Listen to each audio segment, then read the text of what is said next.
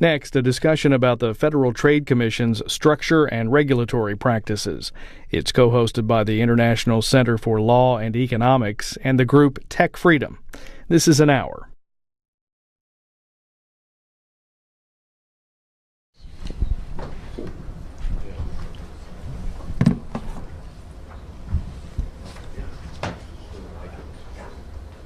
You guys good? Good, yep. Good enough? Good. Okay. Unless and until we get the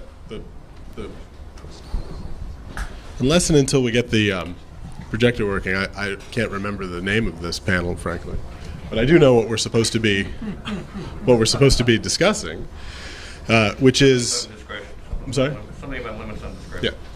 Yeah. Which is indeed this fundamental issue of the potential problem of excessive discretion, the ways in which it has been, can be, or should be limited at the FTC, and what that implies for the prospects at the FTC, for the likelihood that it actually serves consumer welfare.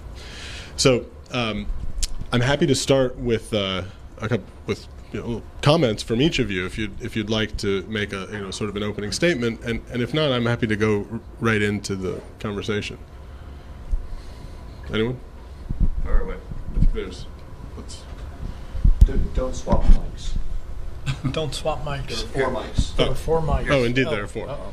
This one's mine? I'm sorry. While we're doing this, why don't I also introduce the participants, since the slide isn't working. To my immediate left is Todd Zawicki, is professor of law at George Mason Law School, and also former director of the Office of Policy and Planning at the Federal Trade Commission. Next to him is Tad Lipsky, who is an attorney at Latham & Watkins and also a former Deputy Assistant Attorney General at the Department of Justice Antitrust Division. And then at the end, Jeff Eisenach, who wears many hats. He is a visiting fellow at AEI, an economist, a consultant, and also former Bureau of Economics economist at the FTC.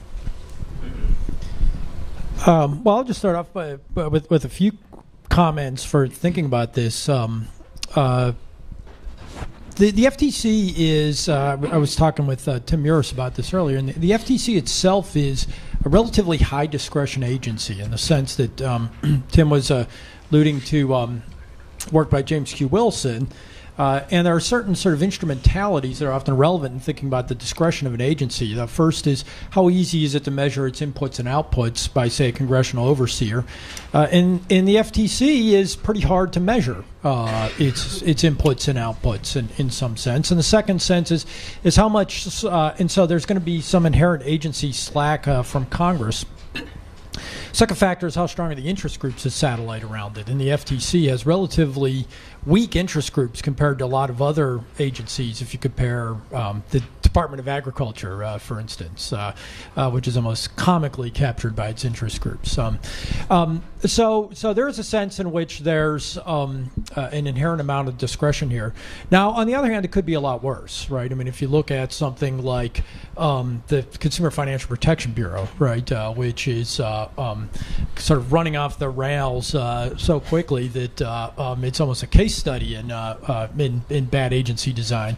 The FTC itself has a lot of mechanisms that make it that limit its discretion in some fairly useful ways. I think one of the things that's noticeable during the period that we've discussed of sort of the strong period of the FTC is a relatively strong crew of commissioners, which is that hasn't always been the case, but that by and large, so for now you've got 2 very forceful,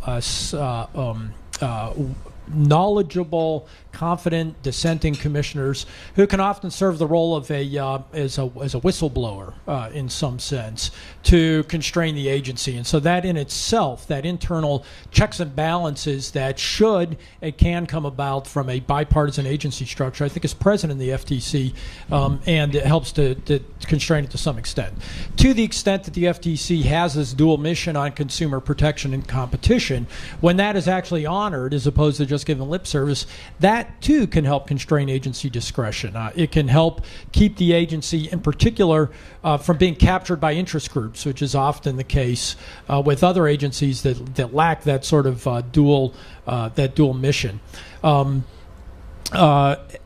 And finally, the relative strength, and I agree with the things that have been mentioned about sort of the eclipse of what are the economists doing in BCP? Sometimes you wonder, but the internal institutional structure of the FTC and the independence of the Bureau of Economics traditionally, which, for instance, to take an easy one to pick on, the CFPB, which obviously lacks this in terms of the thin gruel that in sort of the way in which the economists have been co-opted by the regulatory and enforcement functions at the CFPB, as opposed to the FTC, where they've got this sort of independent institutional structure, which helps to check the self-interest of the lawyers and that sort of thing. So I think the FTC, one of the strengths of the FTC is that it has within it a lot of internal checks and balances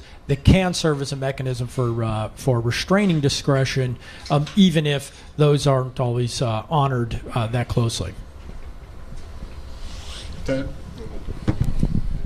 I wanted to raise a topic that I actually haven't heard addressed yet, and that is the whole world is watching. I graduated from law school in 1976, the year that the United States, by virtue of the Hart-Scott-Rodino Act, became the first major jurisdiction to implement mandatory pre-merger notification and approval requirements. Well, it's not an approval requirement, it's a clearance requirement. Today, thanks to the unification of Europe and the collapse of the Soviet Union and some other historical events, there are about 120 jurisdictions across the world that have some form of actively enforced general competition law, and the United States still has by far the longest and strongest record of antitrust enforcement. Yes, if there are any Canadians in the room, I know you did pass your law in 1889, and we didn't pass ours until 1890, but nevertheless, I think there was a long period of time when those limited number of countries that actually had antitrust laws were very desultory and vague in their enforcement efforts. But we've sent a lot of people to actual jail for antitrust violations. We've messed around with a lot of mergers, joint ventures, to say nothing of vertical restraints, patent licensing restrictions, and a number of other things. We have a plaintiff's bar that treats us to the prospect of billion-dollar verdicts every few years. So antitrust is a huge industry in the United States, and we're still the world leader. There are others who are running hard to catch up with us, no question about it. But we should keep in mind, as we discuss these issues, the issue of agency discretion ties very closely to the issue of agency structure and procedure, judicial review, and so forth. And if you look at the literature on the efficacy of non-U.S. antitrust enforcement, whether it's Europe or China or Canada or Mexico or any of those 100-plus jurisdictions, you will see a lot of complaints, some of which I'm sure are well-founded, about how the structures and processes in those agencies lead to bad results, or at least a number of pleaders who feel very ill-treated by those processes. And process is not only a matter of trying to ensure that outcomes are objective and good. Process is also, to a huge degree, a question of making sure that those who are subject to the process have some faith in it. I think most of us, if for some reason we were subject to the allegation of some form of illegality, we might feel some degree of trust in the way our judicial system is structured, the fact that you have to be charged with a complaint or an indictment, that you're entitled to trial by jury, you have rules of evidence and procedure, you're entitled to confront hostile witnesses, and so on and so forth. You have extensive discovery rights. Ask yourself, how would you feel if you were called up on a criminal charge in, say, I don't know, India or Zimbabwe for some kind of crime, whether it's an antitrust crime or some other type of crime. The world watches what the United States does in the field of antitrust, and they watch very carefully when we say it's okay to do this. There's a certain degree of certification that occurs when the United States adopts a procedure. And so it has become incumbent on discussions like this, unlike previous periods in American history, you need to be conscious of the fact that when you come up with and engage with and approve a procedure or a structure here, you have to ask yourself, how's that going to work when those in the BRICS jurisdictions adopt those same structures and procedures? It's a little bit, I think, like the aeronautical engineer who may picture his beautiful big jet aircraft operating on the route between Singapore and London, or Paris to Rio. But how's that thing gonna get off the ground if you land in Moose Jaw with a bad oil filter? We've got a little bit of the same problem in talking about the way that antitrust agencies are structured, how they're organized, what they do. It's true. I'm very happy to hear it repeated today that yes, the FTC has been rightly accused of some bonehead moves. The Pertchuckian quote about different social objectives would be one obvious example, but also that the FTC has done a tremendous amount of good. The U.S. GDP went from short of $3 trillion in 1980, and I think we're now, probably around $16 trillion. I think a lot of that had to do with some intelligent public policies. There was some alarm about what our public policies, including antitrust enforcement among many others, were doing to American competitiveness in the late 70s. I think to some significant extent that got fixed. The FTC and the Department of Justice were part of that. And reliance on market competition has served the American public and the American economy very well over the century plus that we've been engaged with our antitrust laws and our antitrust agencies. And we should be moderate. We should consider that even reforms are subject to the law of unintended consequences. And so I hope this group and this report will contribute to improved wisdom and improved performance at the FTC and in the U.S. economy. Well, Jeff, thank you for having me here and letting me be part of this group. I have an open bar in my future this afternoon, but mine is in Manhattan. So if you see me scoot out the door at 2:30, it's because I have a train to catch. Let me pick up where Todd left off a minute ago. And first begin by recommending James Q. Wilson's majestic book, Bureaucracy, 1989, written by him in conjunction with a group of grad students he had at the Kennedy School at that time, which is just a tour de force of the way government works in practice. You would think with that title it must be an epithet, right? It must be a critique, because we all think of bureaucracy today as a bad thing. But the book sort of begins by pointing out that it's just a form of organization, and when it was created by Max Weber in the 19th century and put forward, it was in fact a reform, with the alternative being sort of the corrupt political machines, naked politics, if you will. So thinking in those terms and thinking about the bureaucratic politics that govern the Federal Trade Commission, let me just suggest of thinking about kind of three constituencies, which in a good year at the Federal Trade Commission will be balanced and wise, each of them, and in a bad year will either be some combination of unwise or unbalanced. Let me suggest that the three constituencies that make up the Federal Trade Commission are politicians, lawyers, and economists. And you can guess who I think the most important ones are, being an economist.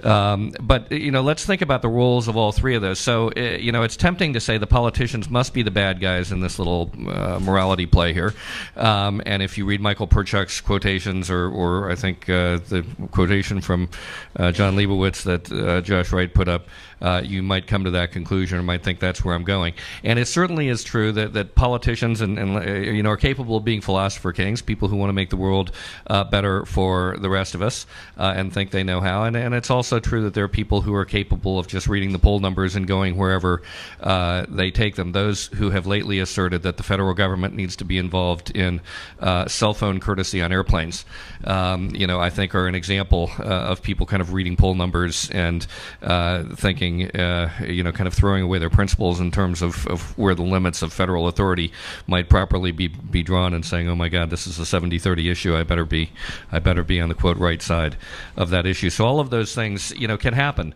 to politicians. But it's also true that politicians are those with their ears close to the ground, paying attention to what is going on out in the world. And when they get it right, and I think Tim Muris is listening to the music on the do not call issue is an example of that, and then bring that knowledge and that wisdom and that listening, that scouting, if you will, capacity into the framework of the commission in a way that is checked and balanced by the other two constituencies. I think that they do have a constructive role.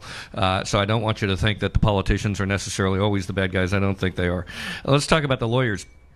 The lawyers, also have this thing where essentially if you're an attorney at the Federal Trade Commission, your career advancement path is to win cases, right? It's to identify cases and identify cases you can win. Now, that can be a bad thing if it's opportunistic, if you see places in the law where you can pursue cases that maybe don't have much to do with the larger public good or consumer welfare.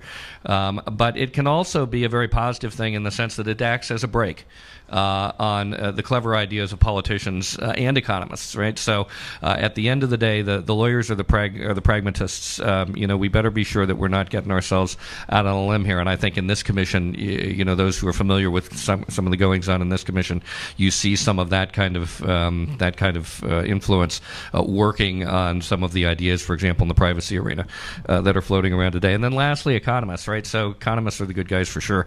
No doubt about that. And why are they the good guys? Because they bring an analytical framework which is ultimately attached to consumer welfare, ultimately attached to economic efficiency, ultimately attached to a standard that you can actually apply.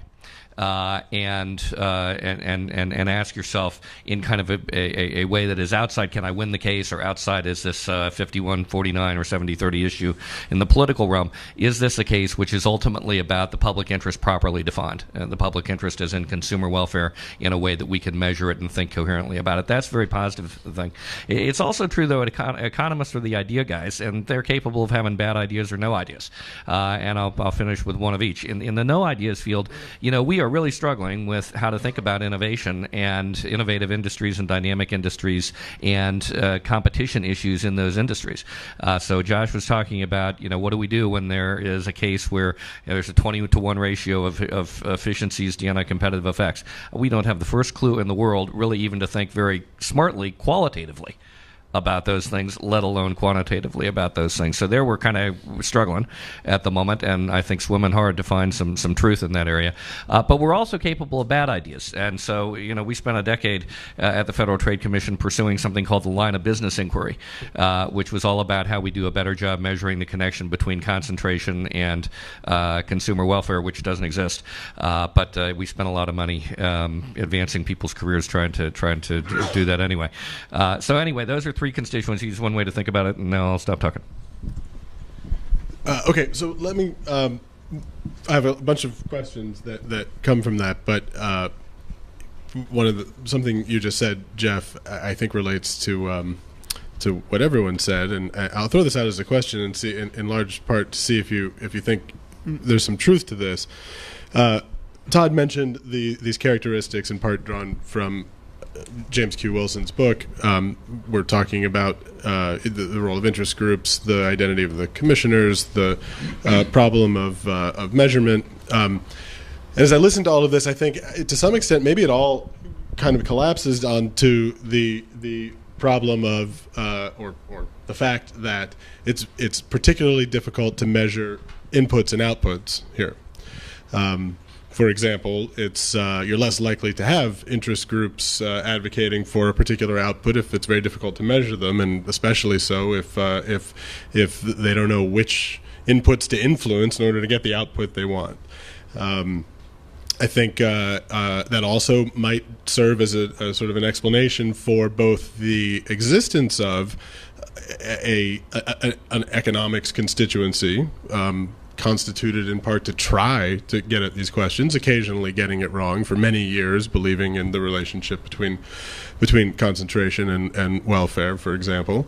But ultimately, probably on average, moving the conversation in the right direction. So it both explains their existence, but also the occasional, if not probably fairly regular, problem that their influence is not salutary and or alternatively sometimes not very important. Anyway, I could come up with lots more examples.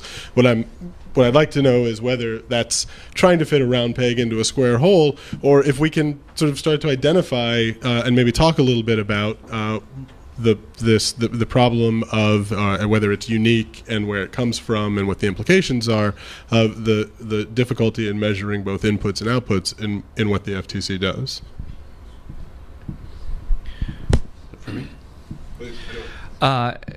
So I think there are challenges in measuring inputs and outputs, and when Wilson talks about this, he's talking about how do you monitor the agents, right? It's in a sense it's a problem of agency management. How do you know whether an economist is contributing positively to the outcome of a case when you've got 3 economists and 5 lawyers working on a case? How do you know who's doing the best job? So it becomes in part a problem of personnel management. If you back up and you look at the larger question of how do you know whether the commission is contributing to the greater good?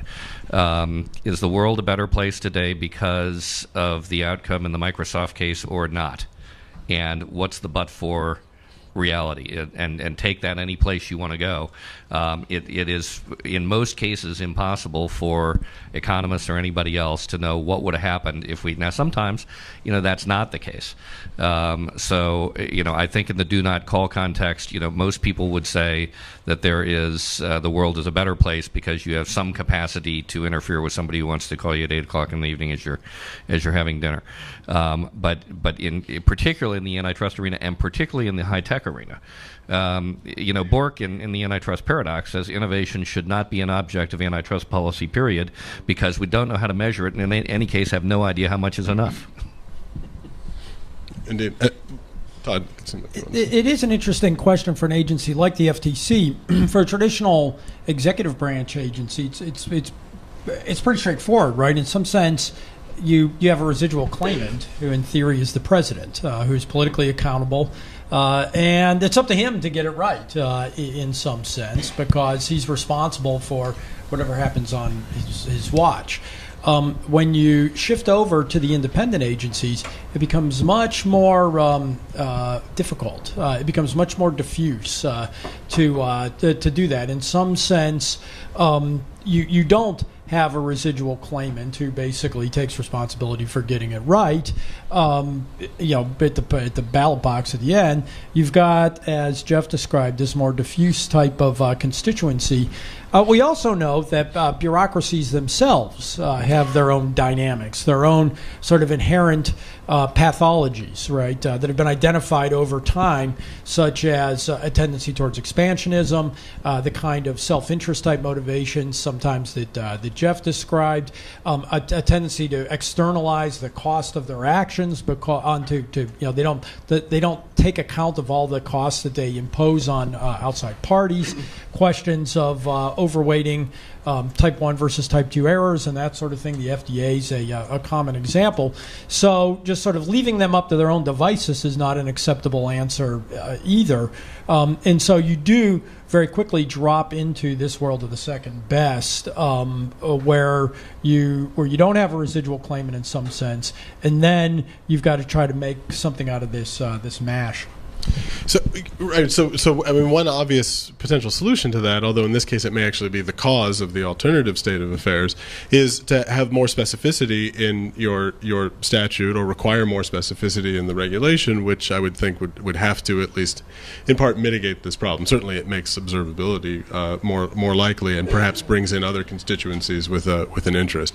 But what we have here in the case of the FTC, and perhaps this is a little bit circular, because as I suggested, maybe that's the cause of this dynamic to begin with, are these extraordinarily vague statutes, and that I know of, with the exception of rules promulgated under Magnuson-Moss, very little constraints on anything that the agency has to, not to say none, but very, very few procedural constraints either. So is that kind of a perfect storm? And if it is, why isn't the FTC worse than it is?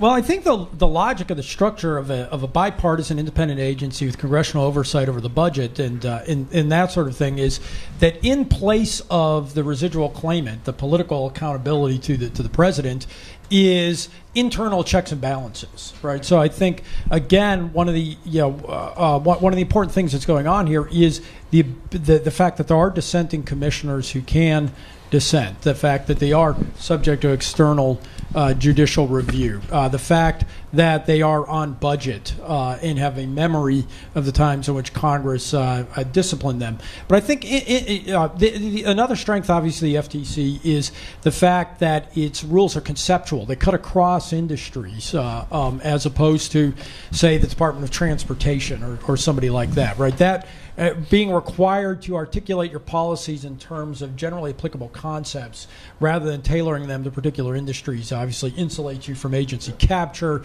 Being required to articulate principles may also provide a dynamic with respect to that. But in the end, that's the question: is how the deliberation. Deliberation is really the mechanism. Deliberation and whatever emerges from this bipartisan commission structure, is that enough of a check? Surprisingly, I think often it is. Often it is. I mean, we live, obviously, over the past few years in an extraordinary era of executive overreach into huge portions of the economy, and I don't think the FTC has been completely immune to that. But perhaps the FTC has been more immune than some of the other agencies have been in terms of the aggregation and the accumulation of power in the executive branch. In some sense, it's been those dynamics have allowed it to buffer itself from things that are going on elsewhere in the government. Jeff, did you want to respond to that? Well, just two things. First of all, just to emphasize the absence of industry-specific constituencies, and this is another thing Wilson talks about, but is just could never be more clear than in the contrast between the Federal Communications Commission and the Federal Trade Commission. So the Federal Communications Commission is for and by the communications industry. It is set up by Congress explicitly, indeed, to advance the interests of the telecommunications industry. One of its explicit parts of its objective function is to increase the amount of investment engaged in by communications firms. Well, guess what? And communications firms think that's great. You have an industry-specific regulator. You have a captured regulator to some significant extent. And the difference there is that part of the difference is that the FCC is a game with repeated plays. If you play at the Federal Communications Commission, you play at the Federal Communications Commission every day, week, or month. Hopefully, if you play at the Federal Trade Commission, unless you're a major advertiser or a few other relatively small constituencies, hopefully you don't play at the FTC very often. So it's mostly a game without repeated plays. On the statutory ambiguity issue, I do think a question that needs to be put on the table is whether the UMC authority just makes any sense. Period. I mean, we do have this beautiful thing, which is a largely unexercised bad law, and so I know that there, one alternative, and it may be the only feasible one, is to try to cabinet, put some constraints around how it might be used in the future. Another thing to do would be to kill it before it gets out of the crib, and I think there's a lot to be said for Plan B. But so one thing that strikes me in this is that in the absence of an industry-specific particular constituency, I think Todd or Tad mentioned this. That, there is a constituency of antitrust lawyers in a way that have sort of stepped into that into those shoes. My sense is that the FTC has sort of and the DOJ for that, and the antitrust community has sort of more insularity, pays attention to itself and to its regulators and things happening in its industry, perhaps more than is true in other industries. And maybe it's for this reason, because there aren't any companies that would really have the otherwise overwhelming interest in monitoring those things. So it's the lawyers that do it themselves. But what that brings to mind, though, is that I can actually see some real benefits in that, and I suspect they might even extend into the world of public interest, of interest groups influencing sector-specific agencies. The benefit is that there is a group out there with a real interest in what happens, that are willing to incur the cost of paying attention, and if they care enough, and if by accident or by the law of averages their interests line up at least a little bit with consumer interest, then their involvement is quite beneficial. And in theory, that could be true, of course, of very actively involved interest groups with a sector-specific regulator as well. So I don't know. I'm not sure which way it cuts, but I think it's very important to acknowledge that. As Josh and I were talking a little bit, one of the constraints on the agency has to be this sort of reputational concern, right? If you go around and you pass a lot of make a lot of statements about how the state of the art thinks about some issue, and then you go around disregarding that, your fellow lawyers and the like, especially the ones who happen to be on the losing end of that deviation, are going to point that out. And then, of course, let's not forget that when you're done being commissioner or done serving at the FTC, you're going to go back and join them as your law partners as well. I'm not sure how directly those connections operate, or how they influence what really happens substantively. I had forgotten until just the other day, when I had to read United States versus Arnold Schwinn and Company, the case holding that all vertical restraints are per se illegal under federal antitrust law, that the gentleman making the argument for that position was actually Richard Posner, who later became known for a somewhat distinct point of view.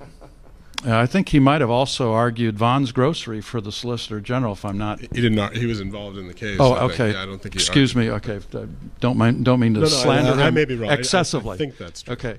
I think in the short run, yes, I think antitrust lawyers as a group need to maintain their credibility with the agencies and the main constituencies, and I think there's a kind of a tendency over time to the profession, I think, tends to weed out people who are at the extremes, subject to some exceptions, I suppose you could argue.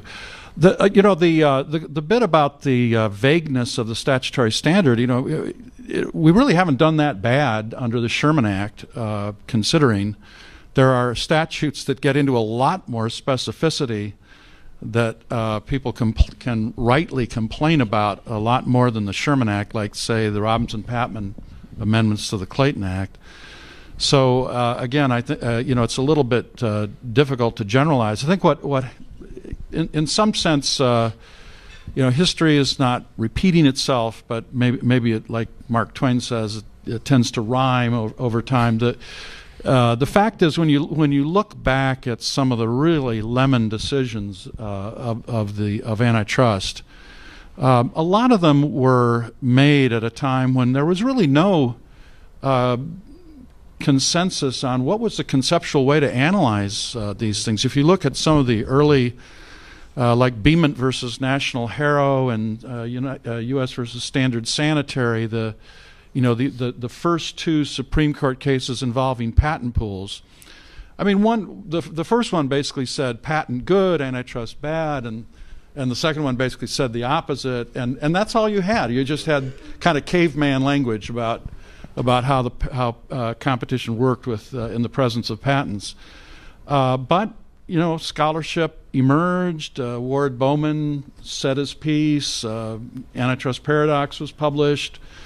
Bill Baxter had something to say about tie-ins and forced foreclosure and that kind of thing, and there emerged a kind of a consensus way of looking at things that had a tremendous amount of academic respectability.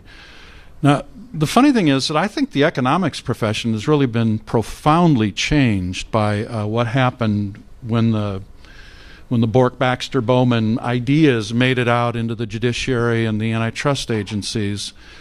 I remember a day when, Bruce Owen of Economists Incorporated had this little office over on the West End, and I think there was one other, Glassman Oliver, this little shop of maybe 15 or 20 guys, most of whom I think were graduates of BE at FTC.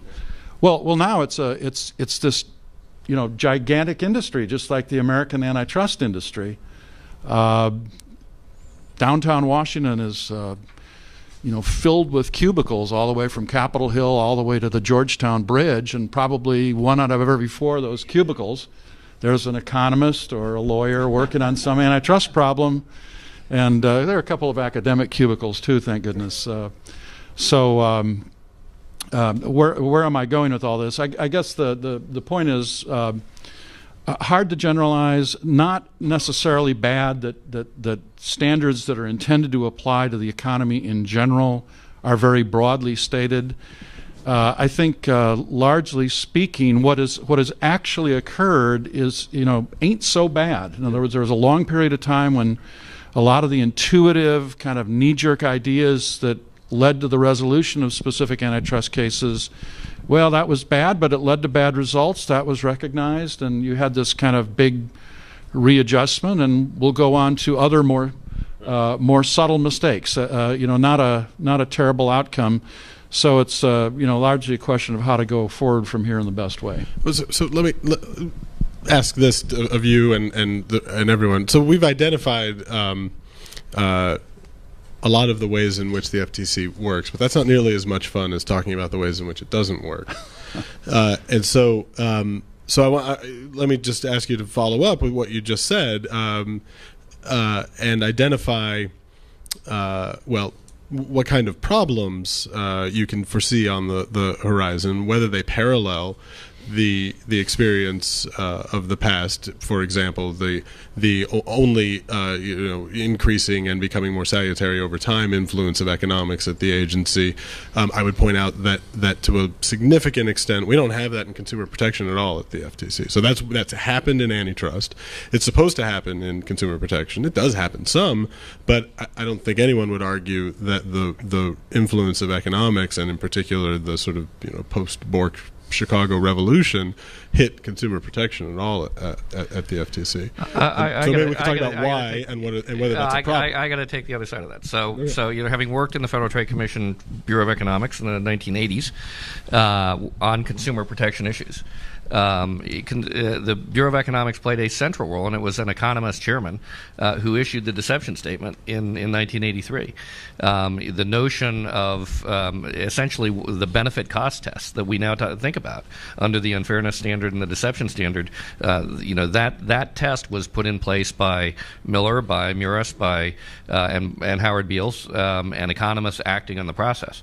And I think at the end of the day, the tools that are brought to bear by the Bureau of Economics in consumer protection cases, in privacy, for example, I think part of what you have with the Bureau of Economics today is trying to force this creepiness genie back into the bottle of saying you don't have a practical, usable consumer welfare standard that you can make any analytical framework then you can make any sense out of, and instead trying to force that entire body of thought back into an essentially economic framework where tangible harms, recognizable, cognizable harms have to be part of the picture. So all of that I think think benefit cost analysis, writ large, I think has played a very large role in the Federal Trade Commission. So that, I mean, that's interesting. Of course, that's right. And I don't want to impugn all of the consumer protection economists at the agency. But I'll push back a little bit and say, well, that may be true in terms of the genesis, for example, of the rules. And indeed, if you read the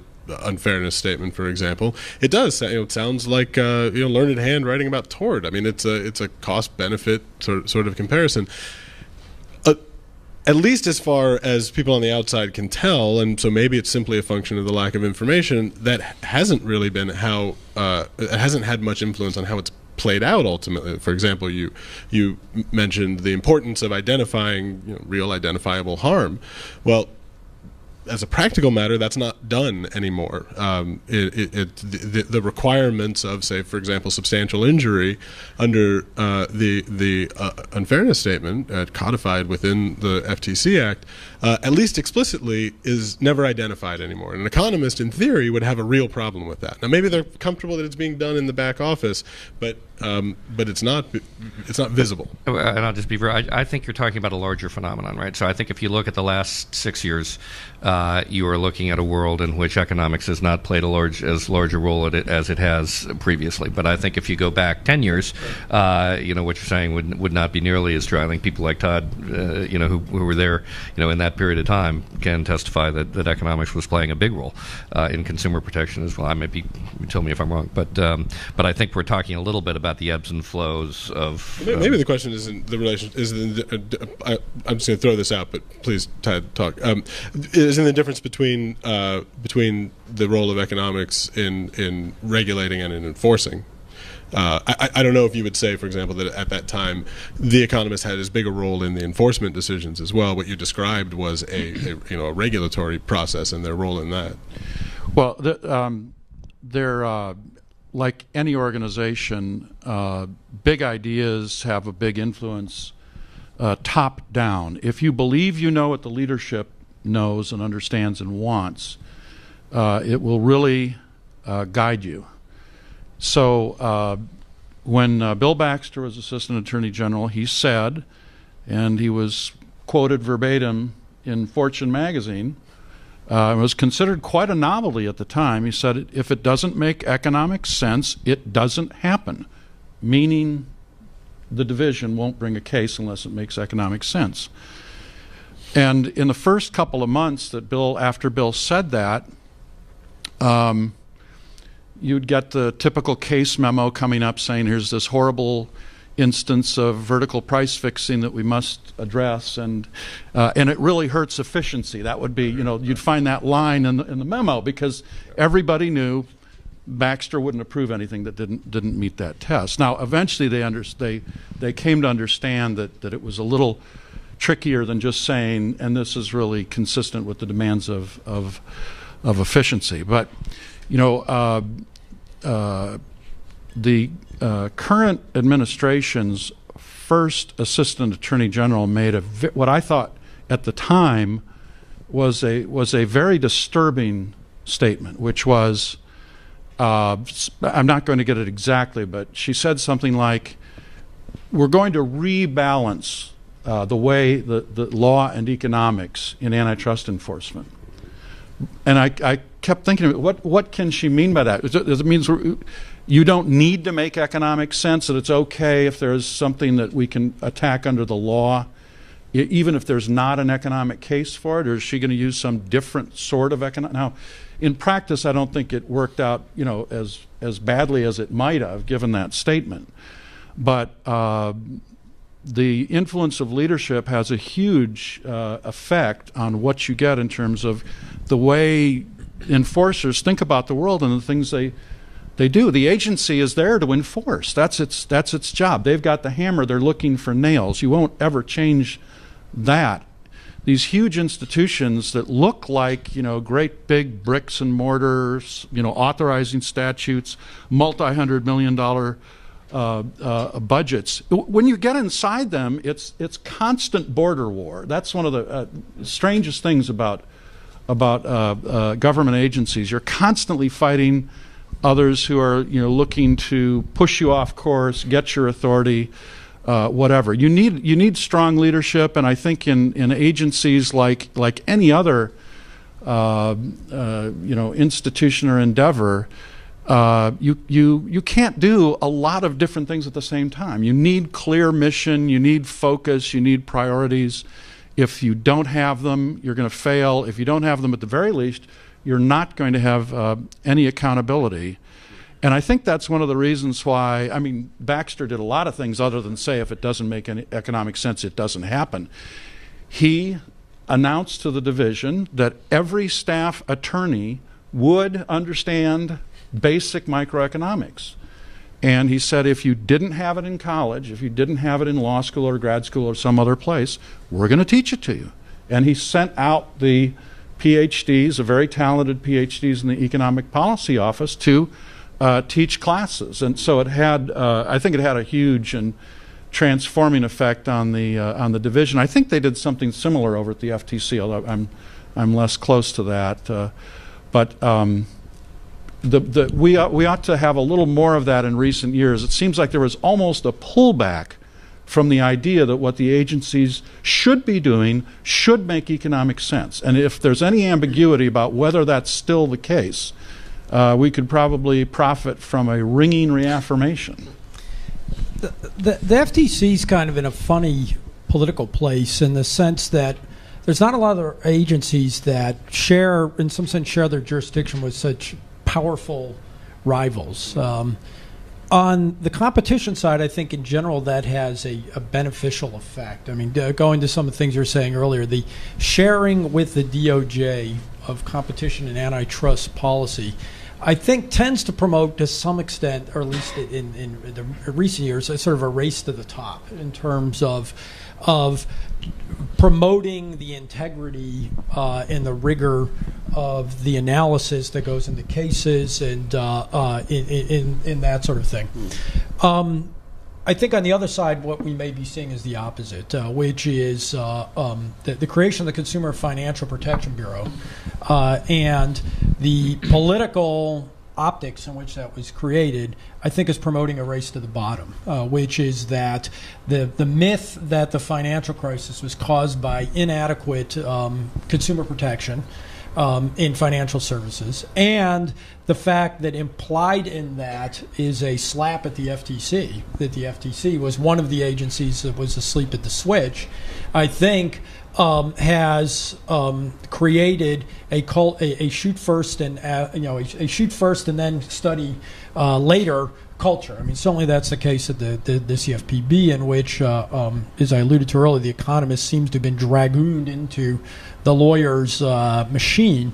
And at the FTC, I think to some extent, I think it's quite plausible it's created that same dynamic where the FTC in some sense has to justify itself. And the milieu in which it has to justify itself today is by being activist, rather than a sensible cost-benefit analysis. I think, to Jeff's point, I think economics may have gotten into the soil a little more shallow in BCP to begin with.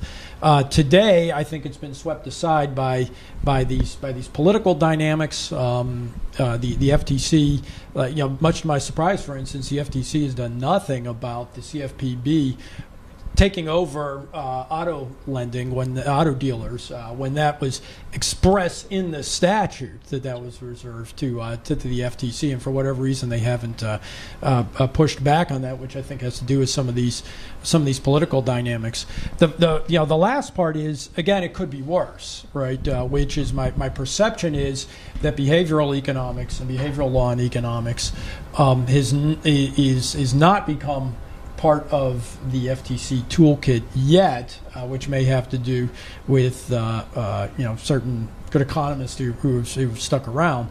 But it could go from being nothing, it could be no effect, to being a negative effect if behavioral economics begins to make more headway in consumer protection. In which case, then it could economics could make matters worse in consumer protection rather than better.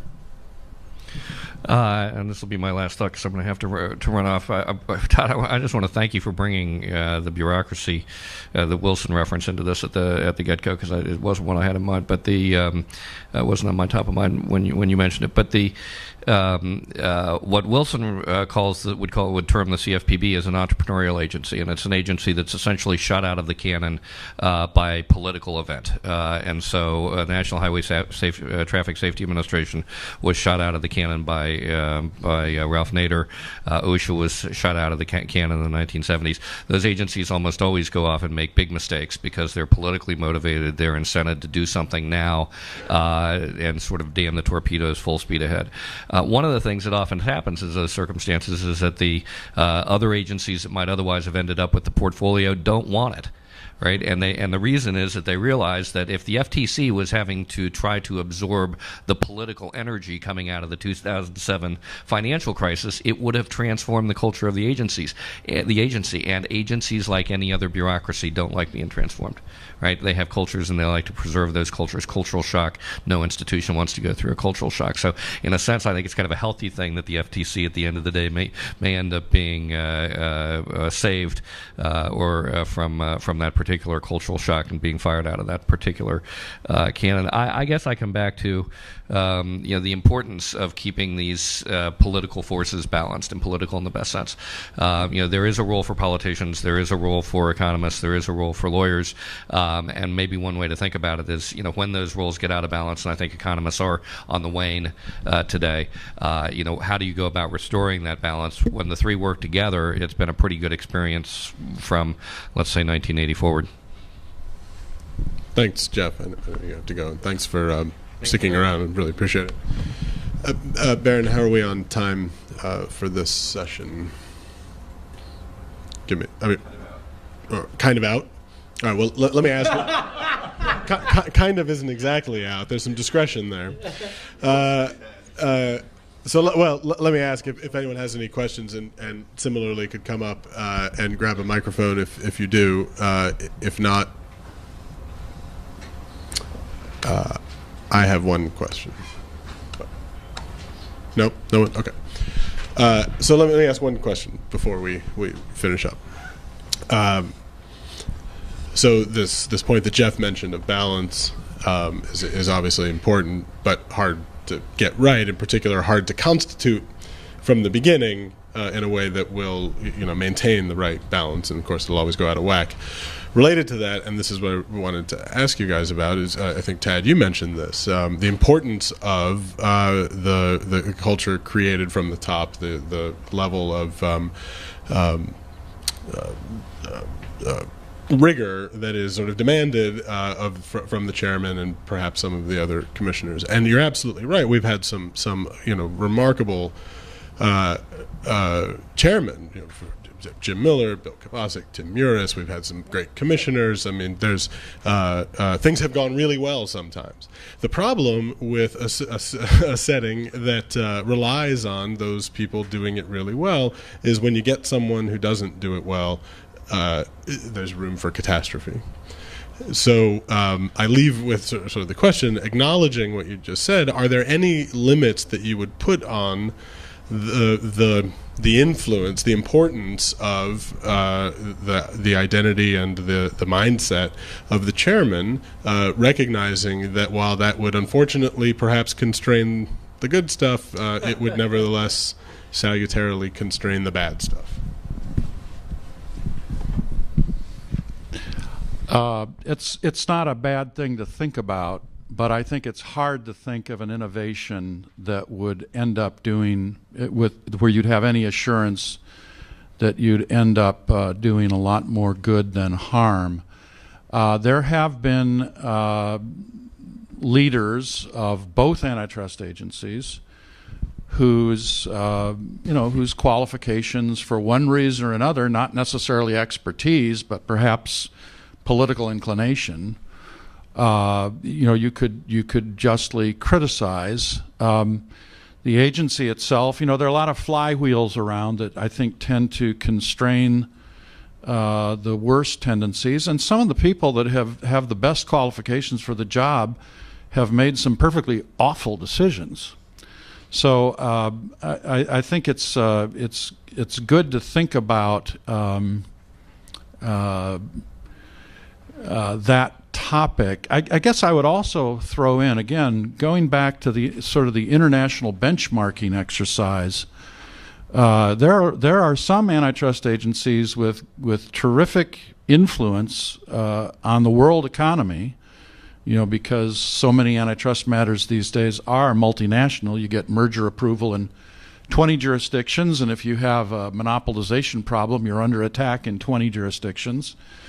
So there are people with no better qualifications to be the head of an antitrust agency than, the prime minister liked him when he met him at the finance agency. So I think in the U.S., partially because we do have this tremendous, deep, long-standing kind of idea that competition is good. The man in the street understands that the idea of or woman in the street understands that the idea of a free market, more or less, is a good idea, and the idea of competitors fixing prices is more or less a bad idea. That doesn't exist in other countries, as a famous Italian antitrust enforcer said to the first meeting of the ICN at this wonderful dinner they had assembled. I'm glad you're in Naples. I'm from Naples. Naples is beautiful. It's where we were. Said, but this idea of competition, it's not an Italian idea. It's not a Neapolitan idea. It's more of an American idea, or maybe even a Canadian idea. And because we have the other underpinnings, the belief in antitrust and competition, belief in competition if not antitrust, I think the idea that the person who becomes chairman of the Federal Trade Commission or the Assistant Attorney General for antitrust is somebody who's got some stature, who's got some expertise, and maybe it's government expertise, business expertise, but I don't think we've had many senior enforcement officials who are so out of line and that they have no idea what competition is, have no idea what antitrust law is, and have no idea what microeconomics is, that they've produced horrendous results because of that lack of expertise. In other countries, not so much, but in the United States, that's my reaction. Now independent agencies such as the FTC have both pros and cons, right? I mean, the con is this lack of accountability, the lack of accountability of the president, the inability to remove commissioners, that sort of thing. The pros that political scientists have pointed out, two major ones, is it tends to promote continuity and it tends to promote moderation, which is that you can discipline outliers.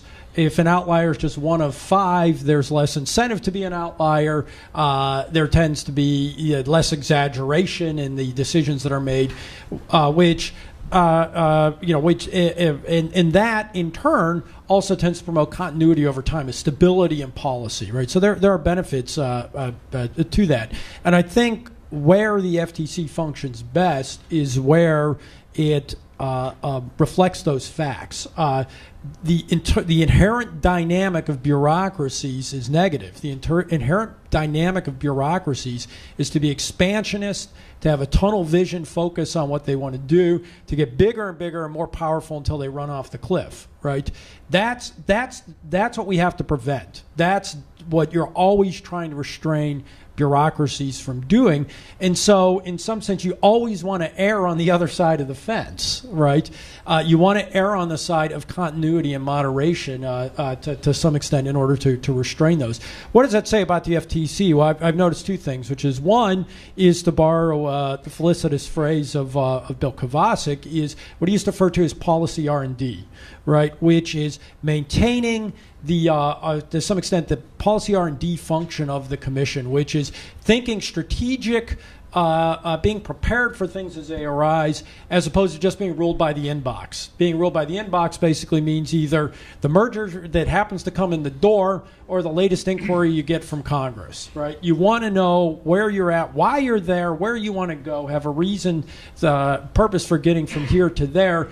That's the long-term game that tends to get starved by the headlines. So So that's something that has to be nurtured. Second, and related to that, I think, again, while there's potential cost to this, the agency seems to do best when it has FTC veterans at the helm, at least over the past couple decades, which is the people you've mentioned, including both Commissioner Olhausen and I guess Wright isn't there now, but Commissioner Olhausen now, right, which is the people who have come up through the FTC, who have an experience in the FTC previously, who have kind of taken in that culture, for whatever reason, seem to be imbued with a sense of moderation and continuity and a sense of the unique function and functionalities and potential for the FTC. And so I think in terms of personnel, there may be some lessons that we could draw from what we've seen. Again, with the idea being that the external restraints seem to be relatively modest, and it's only the internal checks and balances that seems to keep the agency in line when it stays in line. Todd is obviously thinking of Cap Weinberger, right? There are exceptions. Thanks very much to Tad and Todd, and in absentia to Jeff. I believe we do have a break now, and tell me what time our next panel is. In 15 minutes, apparently. So we'll see you back here in 15 minutes. Thanks very much.